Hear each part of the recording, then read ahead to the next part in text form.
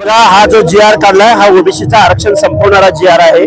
मुख्यमंत्री महोदयावर आजही आमचा विश्वास आहे की हा बेकायदा जी.आर. तुम्ही पहिल्यांदा रद्द करा, कारण या जी.आर. अन्वये तुम्ही किती जरी मला धक्का लागला नाही तरी धक्का लागून गेलेला आहे, ओबीसीचं आरक्षण संपलेलं आहे। आज हिंगोलीमध्ये प्रमाणपत्र दिले जाते, पण त्याच हिंगोली जिल्ह्यामध्ये आम्ही आज कळमनुरीला मोर्चा काढत आहोत।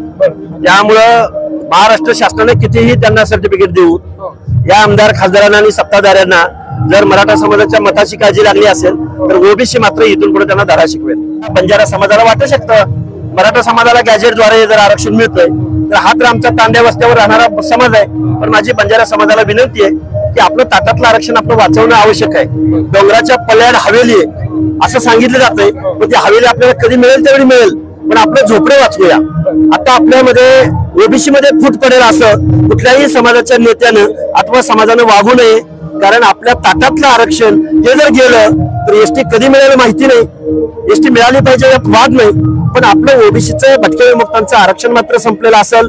कारण इथं आता फुले शाहू आंबेडकर नाही, आता इथलं आमदार खासदार आणि कारखानदार मंडळी बसलेले आहेत। त्यामुळे तुमचं हातातलं हे झोपडं जर उद्ध्वस्त झालं तर पुढे काय होईल याची कल्पना आम्हाला नाही। म्हणून ओबीसी बांधवामधले आमचा बंजारा असेल, वंजारी असेल, धनगर असेल, बलुते आलुते असतील, आता एकट्यानं मारायची वेळ नाही।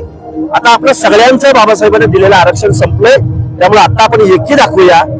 भविष्यात आपले एसटीचे असेल, कुणाची एससीचे असेल, या मागण्या आपण नंतर करू, पण आज रोजी आपली झोपडी उद्ध्वस्त झालेली ते झोपडी वाचवायसाठी एकत्र येऊया। महाराष्ट्रामधल्या 450 जातींना माझी विनंती आहे, आपलं जे हे ओबीसी आरक्षणाचं झोपडं आहे हे झोपडे इथल्या कारखानदारांनी उद्ध्वस्त केलेलं आहे, हे झोपडे वाचवूया एवढी माझी हात जोडून कळकळीची विनंती आहे। या महाराष्ट्रातल्या ओबीसी विजय हे बघा, विरोधी पक्ष नेत्यांनी एका 34 नापास माणसाला या आंदोलनाचं नेतृत्व दिलं, त्यांनी बेकायदा मागणी केली आणि बेकायदा मागणी करत असताना या विरोधी पक्ष नेत्यांनी त्याला रसद पुरवली आणि हे आंदोलन उभं केलं आणि मुख्यमंत्री महोदयांनी त्यावर जी.आर. काढला।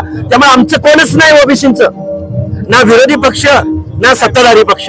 या लोकांना आमची विनंती आहे, आमचा ओबीसी जागा झालाय आणि आंदोलन कुणी उभं केलं? मग आंदोलन जर उभं राहिलं नसतं, शरद पवारांनी जर जरांगे पाटलाला उभंच नसतं केलं, बेकायदा मागणी आहे बाबा ही, माझी राजकीय कारकीर्द एवढ्या वर्षाची आहे, हे मागासांचं आरक्षण आहे, हे ओबीसींचं आरक्षण आहे, जे कायद्याला संविधानाला मान्य नाही, हे जर शरद पवारांनी कानात सांगितलं असतं तर आज उपरती व्हायची वेळ आली नसती ना। बिन उसवती शासन निर्णय फाडून टाकलाय, आम्ही फाडून टाकलाय म्हणजे काय त्यांचं कौतुक करतोय का? आम्ही कुठे कौतुक केलं? आम्ही शासनाच्या विरोधात रस्त्यावर आहे ना। त्यामुळे हे असं नाही, आम्हाला आमचा धर्म एकच ओबीसी म्हणून चालणार नाही, कर्तृत्वाने दाखवावं लागेल।